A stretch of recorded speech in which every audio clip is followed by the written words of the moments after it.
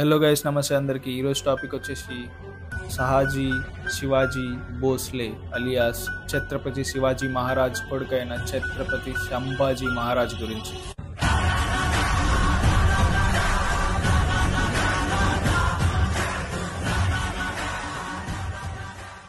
ప్రతి ఒక్కరికి who started and who ended, ఈ టూ టాపిక్స్ మీద మాత్రమే కాన్సన్ట్రేషన్ ఉంటుంది.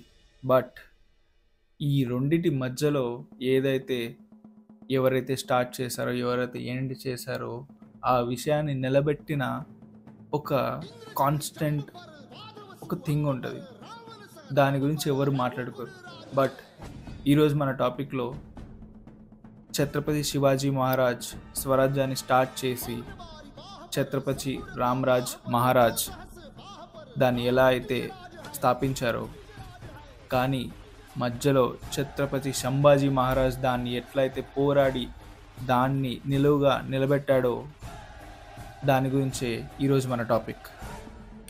సంభాజీ మహారాజ్ గురించి చెప్పాలంటే, అతను పుట్టింది May 14, 1657 అండ్ శివాజీ మహారాజ్ చనిపోయారు.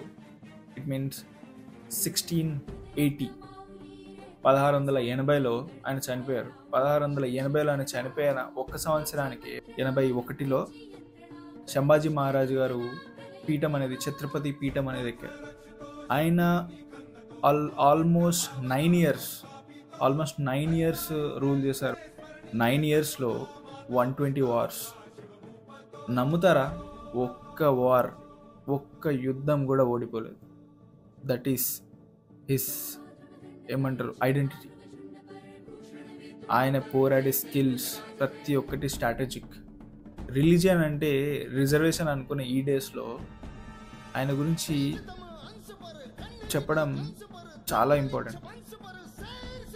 ట్రస్ట్ మీ, ఆయన గురించి మీరు ఎప్పుడైతే తెలుసుకుంటారో you will definitely know the value of religion. And ఎప్పుడైతే మనం హీరో గురించి మాట్లాడతామో, విలన్ గురించి కూడా మాట్లాడతాం. ఔరంగజేబు గెలిచిండు అనుకుంటాడు. అంటే గెలవడం అంటే చర్మాన్ని తీసేయడమా, కళ్ళు పొడిచేయడమా, నాలుక పీకేయడమా, సైనికులతో చెప్పలేను నా నోరుతో, జనాలతో రాళ్లతో కొట్టేయడమా? మీరే చెప్పాలి.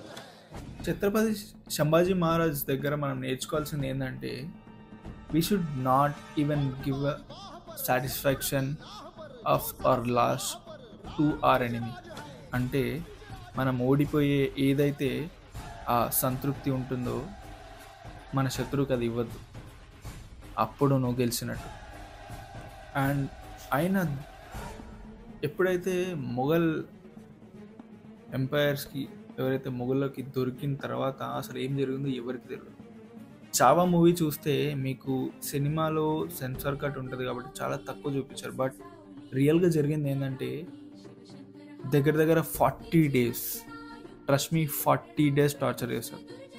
బట్ 40 డేస్లో ఒక్కసారి కూడా వాళ్ళు పెట్టిన 3 కండిషన్స్కి ఎప్పుడు ఎస్ చెప్పలేదు. What are those 3 conditions? అసలు ఆ 3 కండిషన్లు ఏంటివి?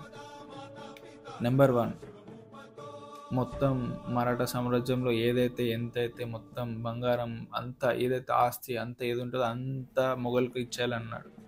నెంబర్ 2, ఇప్పుడు ఈ స్వరాజ్యం ఏదైతే మూమెంట్ ఉందో అది మొత్తం వదిలేసి ఆపేసి మా దగ్గర ఉండాలి అన్నాడు. నెంబర్ 3, ఇంకా నువ్వు రిలీజియన్ హిందుత్వాన్ని మొత్తం వదిలేసి మా దాంట్లో కలిసిపోవాలి అని చెప్పారు. But he never say yes to them.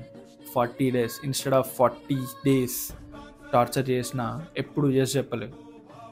ఏం టార్చర్ చేసిరు అంతగానం అంటే, నాట్ ఈవెన్ ఒక చెప్తుంటే అసలు you can't even imagine what they did to him.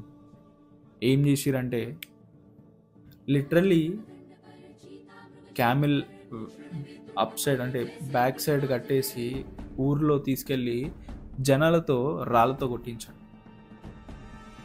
ఇంకా సరిపోలేదు మనోడికి. తీసుకొచ్చి లిటరల్లీ ఎవరైతే మొఘల్ ఎంపైర్స్ ఉంటారో, మొఘల్ సైనికులు ఎవరైతే ఉంటారో వాళ్ళతో బాడీ మీద యూరినేట్ చేసింది. అండ్ ఏదో పండు తొక్కగా తీసేసినట్టు బాడీ మీద స్కిన్ తీసేసి ఉప్పు రాసినారు దానికి. సినిమాలో మంచి మంచి రాడ్స్ ఏదో ఇట్లా పెట్టి కూర్చున్నట్టు చూపిస్తున్నారు, కానీ తుప్పు పట్టిన ఇనుప కడ్డీలు కళ్ళల్లో గుచ్చారు. నాలుక కట్ చేసినారు. ఒకటి 2 రోజులు కాదు, 40 రోజులు, 40 డేస్. ట్రస్ట్ మీ, 40 డేస్ అంటే. అండ్ ఇవాళ రేపు యూత్ తెలుసుకోవాల్సిన విషయం ఏంటంటే, religion is not a thing that you are thinking. ఎందుకంటే నువ్వు కట్టుకునే కట్టు కాడికెళ్ళి, బట్ట కాడికెళ్ళి నువ్వు ఎంత స్వేచ్ఛగా తిరుగుతున్నావు, స్వేచ్ఛగా వాక్ స్వాతంతో మాట్లాడుతున్నావు అంటే చాలామంది వీరులు మన కోసం చేసిన త్యాగాలు మాత్రమే. దీన్ని నువ్వు ఎంత ఒళ్ళు జాగ్రత్త పెట్టుకొని ఎంత జాగ్రత్త ఉండాలో అంత జాగ్రత్త ఉండాలి మనం. That's it guys. Chhatrapati Shivaji Maharaj కొడుకు Chhatrapati Sambhaji Maharaj, he's like a legend. ఈరోజు వీడియోకి అంతే గైస్. ఇలాంటి టాపిక్స్ ఇంకా కావాలంటే please do like and subscribe and don't forget to share. జై శ్రీరామ్.